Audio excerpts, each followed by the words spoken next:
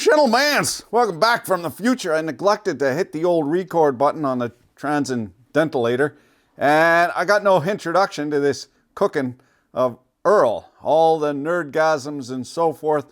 We're cooking seed oil in order to transform the linoleic acid into a polymer. And linoleic acid is in seed oils to various quantities and also in fruit oils. But enough about P. Diddy. P. Diddy jokes write themselves. There's a lot of pain and suffering in the world, and, well, that got pretty heavy. But enough about your wife. You viddy this now and see if there's any one of these Earls which you'd stick down your kid's Gulliver. This is a hell of a knife, by the way. You make them right here. You can get yourself one. Cost you about an arm and a dick. But last you forever. Your wife will be able to wear this to her next wedding. All, as any top-hatted cigar-smoking commissionaire of scientific studies will tell you, you get what you pay for. Always confidence-inspiring when they don't quite tell you what's on the ingredient list. It might have some soybean, it might not. Who can say? I made the mistake of trying to make fried chicken with this stuff. Vegetable oil. Gotta be good for you. Gut bombed my whole crew for 3 days. Well, it was initially clip your chin strap and prepare for liftoff because whether you like it or not, you're getting a conitis cleanse. Fancy schmancy olive oil all the way from Tunisia via Sam Walton's Wally World. I've been told it's might possibly be adulterated. Who could say? Butter, non-salted. I grew up on this stuff on account of it being $1 cheaper than the stuff from the cow. This is non végétalien or végétalien and sans produits laitiers. Good for your soul. Every bucket of this sold contributes to some sort of kindness fund what feeds bums. Ingredients: 55% modified palm and palm kernel oil, 24% canola oil, which I was edified is not Canadian oil. It's actually Canadian oil low acid. Water, pea protein, soy lecithin, citric acid, and natural flavor. Beta carotene for color. Grapeseed oil. Ingredients, would you look at that? Grapeseed oil. Avocado oil, 100% pure. Ingredients, refined avocado oil. And the staple of North American kitchens, what gives continental types the give your head a shake, partner. Palm. Proper substitute in the middle of the night if you can't find the baby oil. I ain't judging P. Diddy. Well, actually, yeah, no, we haven't all done it. The mise en place: 5 clean watch glasses, and I've got 3 clean Petri dish halves. Not explicitly mentioned in the previous video. I did rotate through the heat zones, and I will do that again for this video so that none of the oil sat in a hot spot. 5 milliliters, 1 teaspoon, not tablespoon, 5 milliliters of vegetable oil. 5 teaspoons of Tunisia's finest. Doesn't smell the finest. Ooh, avocado oil.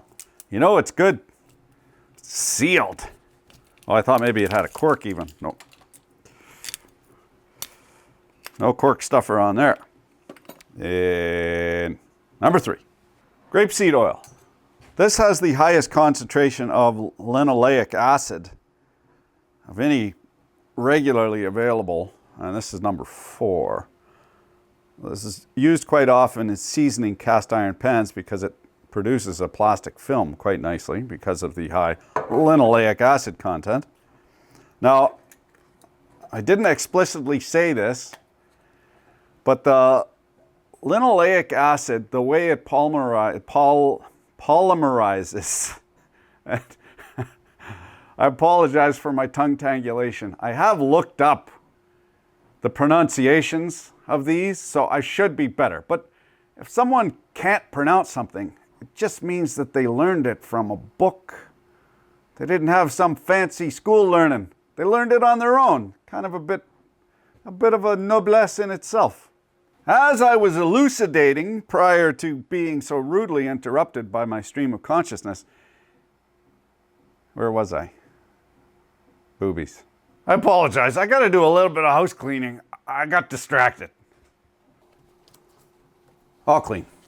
This stuff looks like foamy dog puke.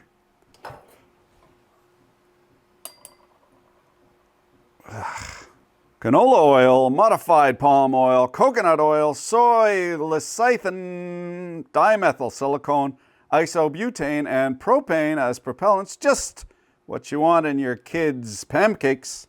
We got 2 spare holes. We're going to do avocado oil. The grand old days of a misspent youth. Something to be said for sowing your wild oats. As a father of a daughter, I can say, don't do it. And some grapeseed oil, and what we'll do is we'll add a catalyst. A couple little sprinkles. Copper powder. Don't snort this. What does the copper do? In my finest molecular diorama, the fatty acid is a chain of carbons with hydrogen hang-badangan off it, a whole chain of it. The metallic ion helps with the heat to pawing off one of those hydrogens. Then the fatty acid's got a hang-badang looking for a mate. If it finds another hang-badang, they get together, stick together, and that forms a plastique. Just like this linseed oil. What linoleum is made of. We're going to bring these up to 200 degrees Celsius. That will allow us to drive off any volatiles. And then we'll bring it up, kiss the smoke point, and then beyond the smoke point. While this Becel melts at a nice low temperature rather than an animal fat, as we can see congealed here in the petri dish, the lard. I just wanted to go over the last results, specifically the olive oil, what polymerized. Let's have a look at that close up. My terry cloth rag of sciencing +1 out for contrast. You can see how thick that canola became. Now we got up above the smoke point, of course, and the smoke point, so I have to clarify something. The evolvement of acrolein, that acrid First World War gas that they used to kill people, that gets evolved off of the glycerin. That's a separate reaction. It's not related to the polymerization of the linoleic acid. It's a separate reaction, but there is glycerin in triglycerides, and as you bring them up to temperature, they evolve, and you can see these poor fry cooks, when they first switched over from tallow to canola, the OSHA in the States needed to come in and put in proper ventilation so that these young fellows wouldn't get gassed. Here's some footage for them from the time. It goes a nightmare. It was 3-4 hours. I just lost the internet. Quite a fair bit of water in that Becel. It's spitting. In the previous test we had no, even with the lard and the butter, despite butter having quite a bit of water in it, it was not spitting. And the PAM is turning poop brown. At the very least, it's got a Hershey squirt right down the middle of her. The straight canola from the previous test, without a catalyst, quite discolored and thick, which would indicate to me that some of this has polymerized. In comparison to the straight canola on the left, on the right, canola with some catalyst, and you can see completely plasticized, completely plasticized. And as an added bonus, it reeks. No doubt this will come as a shock to you. Clutching my pearls as we speak, that PAM is not Risking the ire of the Kirkland Country Club nomination committee, we have Kirkland, California olive oil, and we see clear signs of polymerization, which would mean that there is some linoleic acid in there. However, in the high-grade olive oil from Ronda, Spain, España, it's crystal clear and beautiful. Is this potentially indicative of some adulterants? I know the olive oil business is big business, but the Kirkland Country Club, they don't strike me as fuck-aroundy, you know? I would think they would test this out. Yeah, hard to say. I did get, at the risk, my buddy over on Mass Spec Everything channel, at the risk of getting my internet stink on him, it doesn't wash off, partner. He is going to mass spec some Costco oils and some Crisco, I believe, and some other things possibly, and report what he finds. Time-wise, we're half a beer in. You do you, partner. I will not be using PAM. That's the middle one. We are at, if you can look past the multiplexing of the LED diodes here, it's 201 centigrade. Half a beer, 201, and it turns to, yeah. We're going to crank up the heat a little bit just to expedite this process. And we'll shuffle them around. Still in its heating cycle up to 275 now, and the Becel is smoking. It's not indicative of any quality, quantitative or otherwise, other than the smoke point. There we are, 275. So it's just that the whatever constituents of that oil have a lower smoke point. If you're concerned about smoke point, then the Becel is not for you. And clearly the PAM also not for you. Who's ready for a gratuitous IR shot with a side of seizure? It's hot. Okay, the Becel stopped smoking and it's got solids precipitated out, or solids I didn't notice before. Now they've been Maynard reactioned or caramelized, and yeah. Too far. And now you can see them. Little bits in there. It's been but 2 hours. Look at this horror show.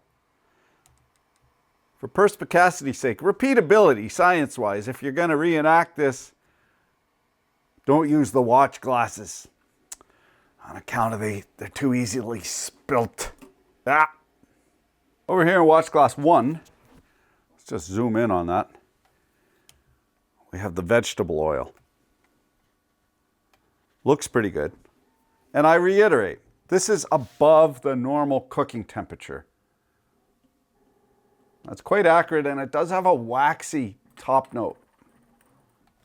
Watch glass 2 is this Tunisian olive oil.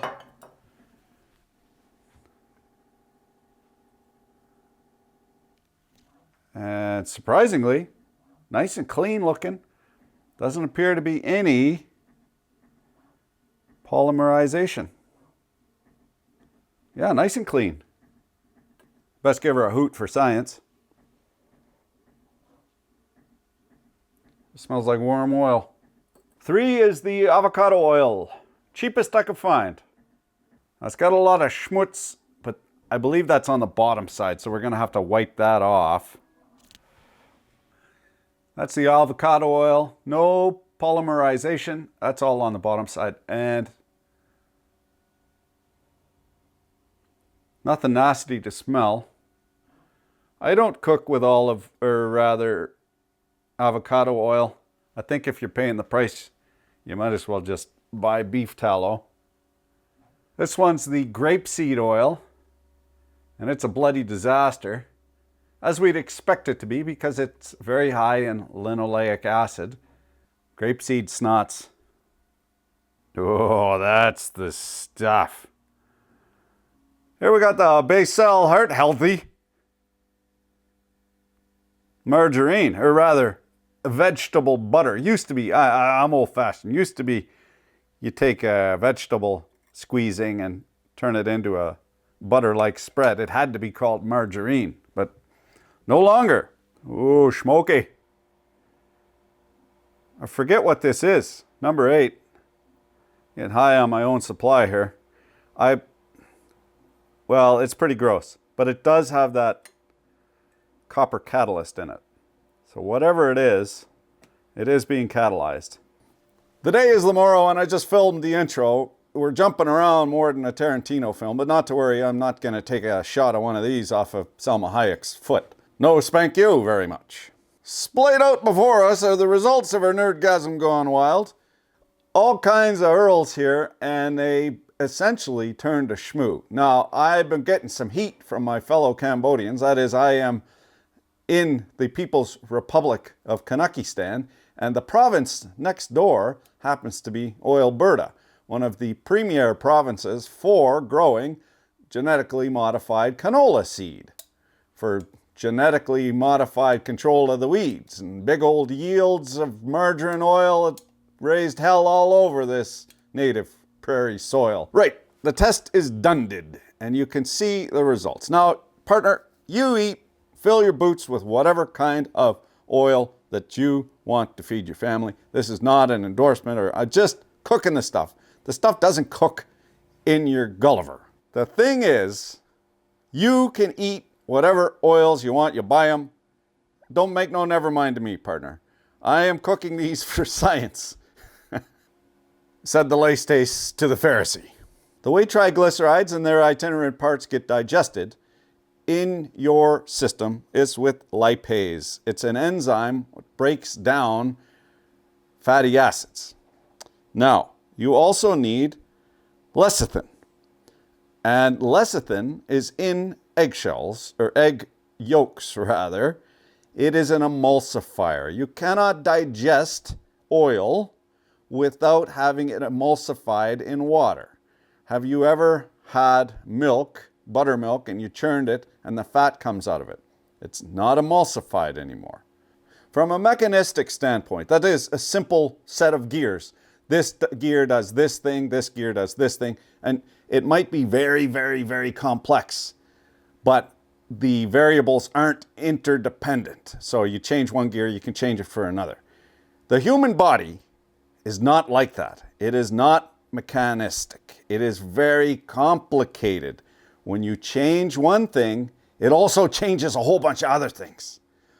So when you're digesting this oil, mechanistically, which is wrong, all models are wrong, but some are useful, we look at this, and you need the lecithin to emulsify the fat in order to digest it. And in your hindgut, you have bugs that will digest this for you as well, unless you haven't built up a colony of these bugs what are able to digest a certain fat. That is why when I attempted to make that delicious Korean angry chicken, it's spicy, but it's also bitter. It's just the way I love my baby dolls. It made me go steatorrhea. Diarrhea, steatorrhea, fat in your fecal flow. Because I didn't have the gut bugs in order to handle that precise type of fat. It sat in my intestine and irritated the hell out of it. My vagus innervated. Get rid of whatever that is. And so I did. And so did every one of my family and friends, what will never eat my fried chicken ever again. Because now some of the constituents in this oil has polymerized, and even the stuff that is subject to viscous flow, not the completely solidified stuff, but still quite viscous, you're gonna have trouble getting this emulsified in your gut in order to allow it to get digested. So chances are, if it has been oxidized, you're just gonna poop it right out. So this is the avocado oil, and there is no visible polymerization. However, it's quite thick now. We've driven off some volatiles, and if you taste it, you smell it, it doesn't smell bad. You taste it. It's got a faint bitterness to it. That might just be the nature of avocado oil. On the right is the watch glass of avocado oil brought far past its smoke temperature. It looks pretty good. However, there are some amendments in there, I'm quite confident to say, because when we added some metallic ions, any linoleic acid contained therein polymerized and turned to this amber brown schmoo. For the price that you pay for avocado, pure, 100% pure avocado oil, and it says pan frying, if you put this in a metal pan, it's going to have the catalyst and it will polymerize. Not completely, not wholly, but some of it will polymerize. And you will not be able, very likely, to digest it. Because the lecithin in your body needs to be able to emulsify the fat in order for the lipase to break it down.